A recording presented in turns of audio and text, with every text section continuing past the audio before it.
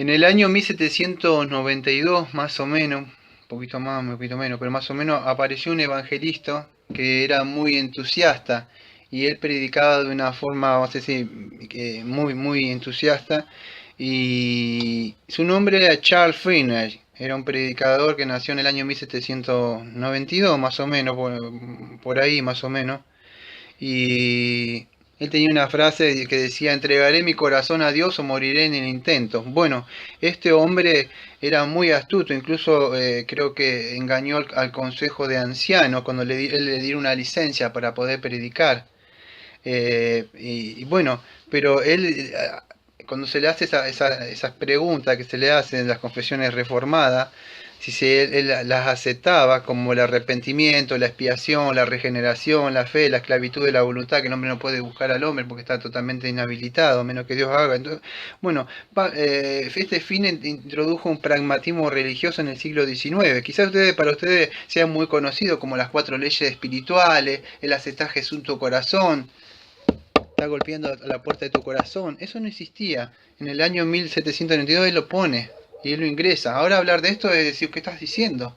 Pero eso no existía, amado. Antes de esa época no existía. Desconocer estas cosas es como desconocer la historia del país de uno. Entonces se vuelven a repetir siempre las mismas cosas. Y Finney introdujo esto, lo que se llama el llamamiento al altar, esa musiquita atrás para que la gente pase.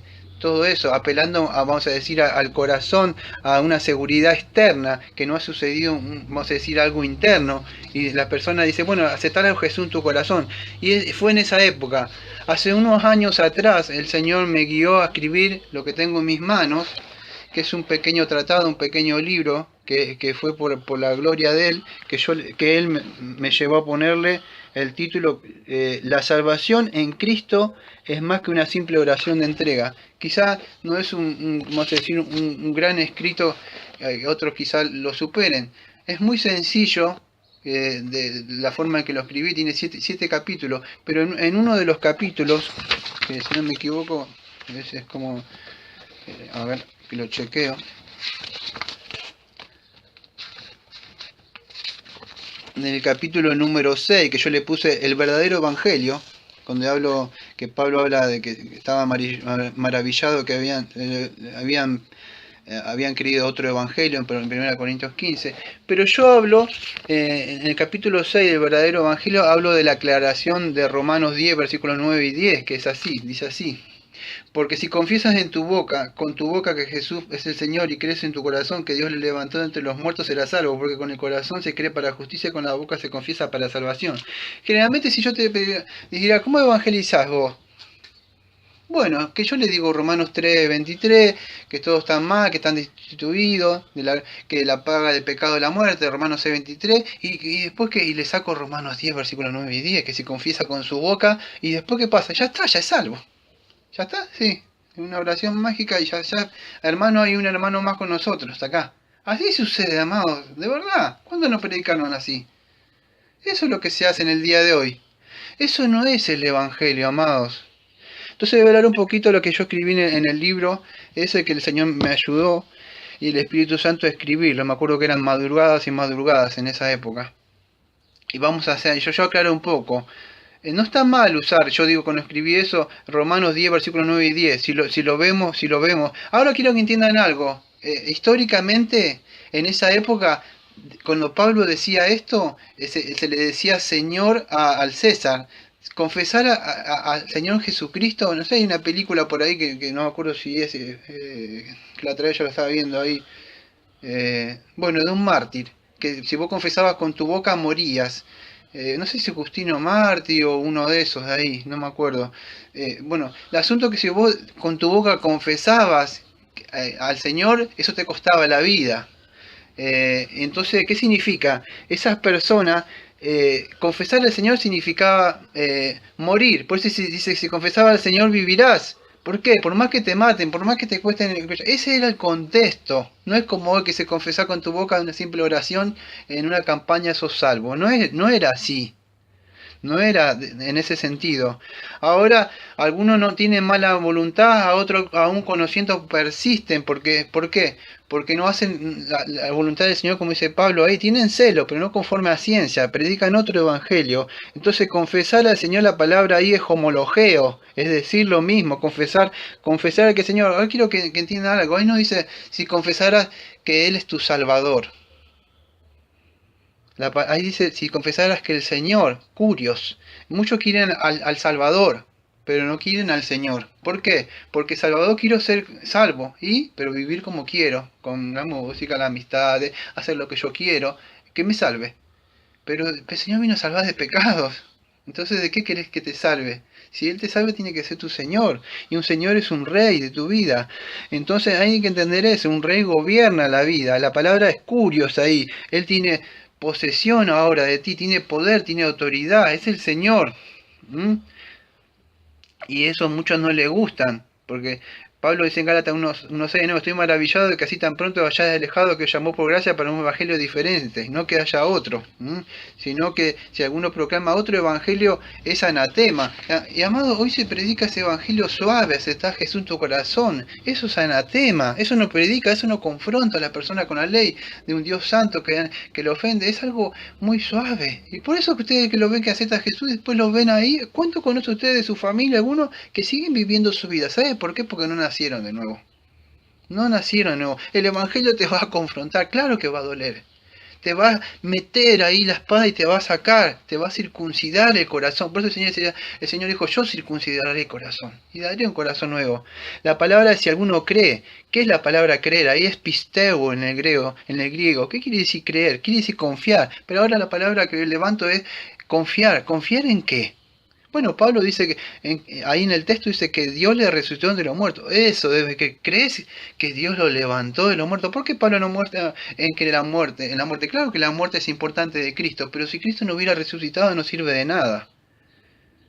Comamos y bebamos, que seremos los más infelices, pero Cristo se levantó de los muertos. Eso es lo que festejamos también el día de hoy. Cristo se levantó. Cristo está sentado a la gloria de Dios Padre. Cristo es poderoso para vencer el pecado. Está sentado, Cristo se levantó, ni la muerte, ni el pecado lo pudo retener ahí. Rompió las cadenas. Entonces dice, si crees esto, ¿lo crees? Que Cristo murió, porque es importante, de pisteo. Dice, ¿crees? Confías, porque en tus fuerzas no vas a poder. Pero la palabra dice, cree en Cristo. Pon tu mente en Él. Y si pones tu mente en Él, no deja de pensar en ti, que yo no puedo. Pon tu mente en Él. Que Él se levantó. Y si lo crees, dice, entonces serás salvo. Esa es la palabra que el Señor da. Y eso es lo que dice Pablo. También lo recuerdo, 1 Corintios 15, 1-4, lo recuerdo, hermano, el evangelio que os prediqué, el cual también recibiste, en el cual también firme. Por cual también si os aferráis a la palabra que os prediqué, sois salvo. Si no creíste en vano, porque primeramente os entregué lo que también recibí, que el Mesías murió por vuestros pecados, conforme a las Escrituras, que fue sepultado y fue resucitado al tercer día, dice Pablo. Entonces, si no has creído esto, has creído en vano, has creído en un Cristo que está pobrecito golpeándote a ver si lo podés aceptar, creíste en vano, en una oración de entrega que no tiene poder, en el día del juicio ¿qué le vas a decir? ¿Por qué te puedo dejar entrar acá? Ah, porque yo creí. ¿Creíste? Sí, yo tuve fe. ¿Y esa fe qué era? Bueno, yo aporté la fe. El pastor me dijo que si yo creía, no. ¿En qué? ¿En qué fue creer? En la obra, en la consumación que Cristo hizo, en la justicia que Él. ¿Por qué eres salvo? Pues solamente por la libre voluntad y por la gracia de Él, que Él tuvo misericordia en mí, me dio fe, me dio arrepentimiento, me dio todo.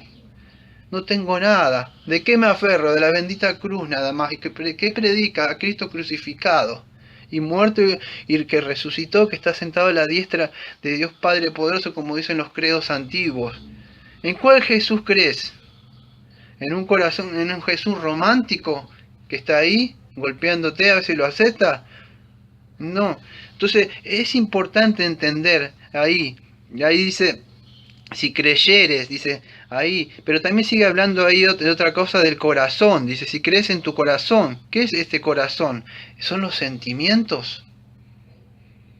Es ese corazoncito que te dan en el pecho, acá te dice, toma el corazoncito en el pecho. No, la palabra es cardia en el griego ahí. ¿Qué es esto? Si creyeres en tu corazón. Yo para creerlo debo creerlo en mi corazón. ¿Qué es el corazón o cardia? Bueno, con estos minutos que me quedan es así. Es la actividad mental, moral del hombre. Mismo Mateo 15:19, el Señor dice, porque del corazón provienen los malos pensamientos, homicidio, adulterio, fornicaciones. Entonces, ¿cómo puedo creer si el corazón es engañoso? Como dice Jeremías 17, versículo 9. ¿Cómo puedo creerlo en el corazón? Porque el Señor me tiene que dar un corazón como a Lidia. Me tiene que poner el querer y el hacer. Porque si no, el corazón es engañoso. Entonces, todo proviene de Él. Si Jeremías 13:23 dice que el etíope cambiará su piel, o sea, la persona morochita podrá cambiar su piel, no puede, el leopardo tampoco, así tampoco podemos nosotros porque estamos habituados a hacer el mal. Entonces el Señor tiene que hacer circuncidar el corazón, porque el Señor mira así, ve que de continuo nuestro corazón es malo. Entonces Él tiene que hacer una obra. Nosotros estamos muertos en delito y pecado. Entonces, ¿cómo podemos creer? Ni siquiera nuestra fe nos sirve de nada, amado, porque la fe solamente es el objeto donde ponemos la mirada, es un medio nada más. Entonces la fe no sirve de nada si no está depositada en aquel que hizo la obra, que Cristo que murió y que resucitó. Entonces esta palabra no tiene que subir al cielo porque Cristo descendió, dice Pablo, no tienes que bajar abajo. ¿Por qué? Porque Cristo ya se levantó. Entonces, ¿por qué es? Es por la obediencia activa y la obediencia pasiva que Cristo logró. Y eso es lo que predicaban todos, amado. Acá no hay un 99% de Cristo y un 1% tuyo. Lamentablemente el evangelio arminiano, el evangelio semipelegenista que existe en el día de hoy, abunda por todos lados. Y Dios quiera que muchos los traiga en fe y arrepentimiento y les muestre, pero lamentablemente no es así. Mismo Charles Haddon Spurgeon solía decir que la fe es la mano que el pecador se estira para recibir la gracia de Dios. O en Efesios 2:8 y 9, como tenemos en el cartel en la iglesia hace años, que me encanta, que es Efesios 8 y 9, porque por gracia habéis sido salvados por medio de la fe, y esto no es de vosotros, es don de Dios, no por obra para que nadie se gloría. Y como dice en otra parte en Tito 3:5, dice, nos salvó no por obra de justicia que hubiéramos hecho, sino según su misericordia por medio del lavamiento de la regeneración, de la renovación del Espíritu Santo. Y en el 6 dice, cuál derramó en nosotros abundante por medio de Jesús el Mesías nuestro Salvador. Y en el 7, para que, justificado por su gracia, fuésemos hechos herederos de la vida eterna conforme a la esperanza. Entonces, para cerrar, ¿en qué justicia has creído? ¿En la justicia tuya, en la que tú puedes hacer? Porque si es así, nunca vas a ser salvo de nada. Vas a estar siempre ahí, en el lodo, queriendo ser salvo, queriendo luchar vos con tus cosas, con tus pecados, y nunca vas a poder. Porque te estás mirando a ti mismo. En vez de mirar a Cristo, en vez de identificarte con Cristo ahí en la cruz, mirar que estuviste ahí colgado, y que moriste, y que descendiste ahí, que fuiste levantado con Cristo, y que estás sentado. ¿Cómo lo hago, Daniel? Por la fe. ¿Lo crees? Lo debes creer. Debes creer en tu mente que sucedió eso, que el Señor te dice que eres nueva criatura, y eso se acepta solamente por la fe. No hay otro medio. La fe en lo que Cristo hizo, no hay en eso. Bueno, eso es lo que escribí en una época, o lo que Él me ayudó a escribir en ese pequeño librito. Voy a cerrar con lo último que dice Pablo ahí. Porque todo aquel que invoque el nombre del Señor será salvo. Está nombrando, si no me equivoco, al profeta Joel ahí. Y es ahí, todo aquel que invoque el nombre del Señor Jesucristo, invoque a Él, será salvo. Porque el Evangelio es poder de Dios para salvación, para todo aquel que en Él cree. Para judíos, para gentiles, no hay ninguno.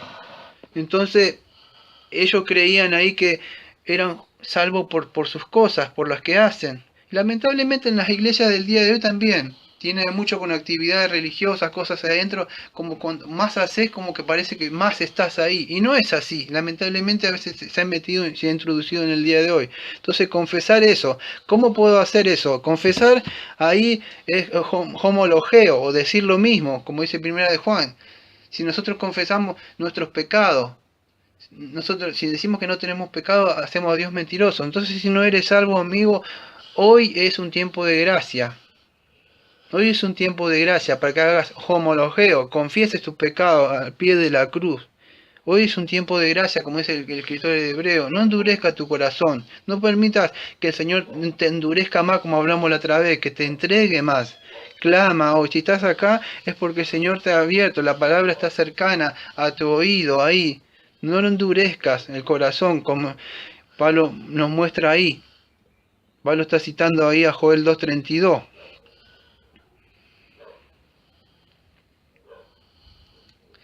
Vamos a inclinar nuestros rostros y vamos a orar. Amado Padre, le agradecemos, Señor, porque usted nos ha mostrado su palabra y nos ha revelado, Señor,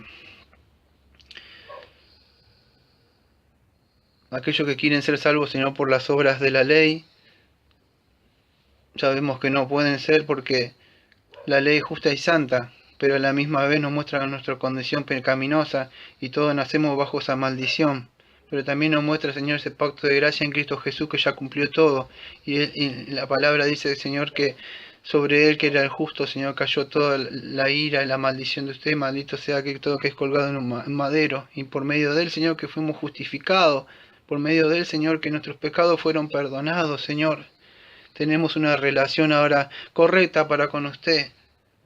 Hemos sido sueltos, Señor, de nuestros pecados. Y estamos siendo salvados todavía cada día más y más. Y estamos siendo limpiados cada día más y más, Señor. Y aunque todavía no somos lo que tenemos que ser, no somos lo que éramos antes, Señor. Y todos lo agradecemos a usted, Señor. A usted, amado Padre, al Hijo y al Espíritu Santo, Señor. Como siempre decimos, amén. Amén.